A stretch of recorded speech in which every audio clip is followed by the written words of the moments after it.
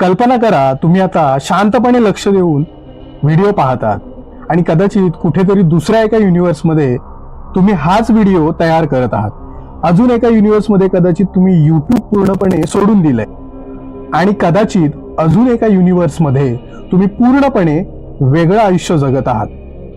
वेगळी करिअर्स, वेगळी डिसिजन्स, वेगळी रियालिटी. पण प्रश्न असा आहे, हे खरंच शक्य आहे का? आणि हे सगळं फक्त सायन्स फिक्शन आहे का? तर नमस्कार मित्रांनो, आपण याच प्रश्नाचं उत्तर शोधणार आहोत मल्टीवर्स या थेअरीमधून. आता मल्टीवर्स म्हणजे नक्की काय? अगदी सोप्या भाषेत सांगायचं झालं तर मल्टीवर्स म्हणजे अनेक युनिव्हर्स असण्याची संभाव्यता. आपण ज्या युनिव्हर्समध्ये राहतो, ज्यामध्ये पृथ्वी, सूर्य, तारे, गॅलेक्सीज आहेत, ज्याला आपण ऑब्झर्वेबल युनिव्हर्स असं म्हणतो. पण आधुनिक विज्ञानाच्या मते असे अनेक युनिव्हर्स अस्तित्वात आहेत.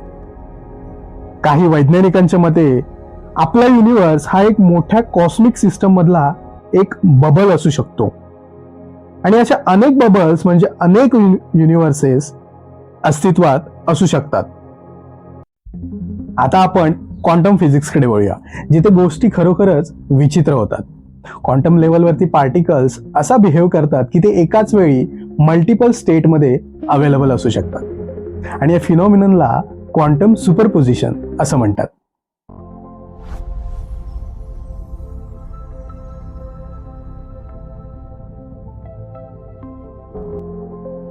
याचा अर्थ असा आहे की एखादा पार्टिकल एकाच वेळी दोन वेगवेगळ्या ठिकाणी अस्तित्वात असू शकतो, जी आपल्या दैनंदिन अनुभवांपेक्षा पूर्णपणे वेगळा आहे.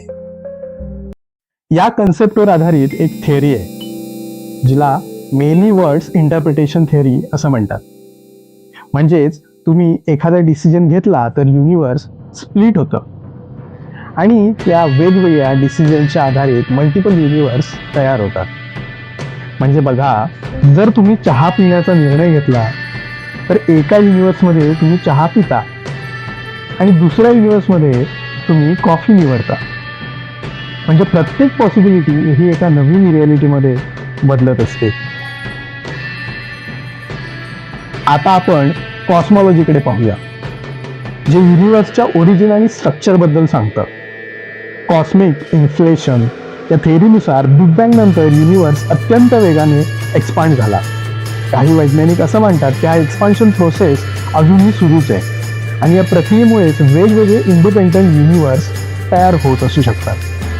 या कन्सेप्टला बबल युनिव्हर्स असं म्हणतात, जिथे प्रत्येक बबल हा एक स्वतंत्र युनिव्हर्स असतो, ज्याचे स्वतःचे फिजिकल लॉज असू शकतात.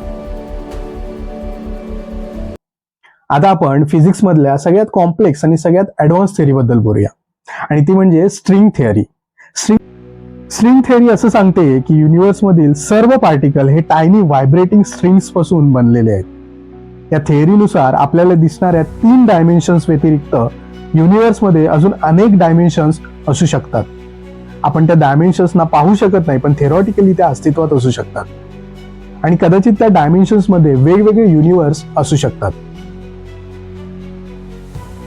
आता एक महत्वाचा प्रश्न, तुमच्यासारखे असे अनेक व्हर्जन्स खरोखर अस्तित्वात आहेत का?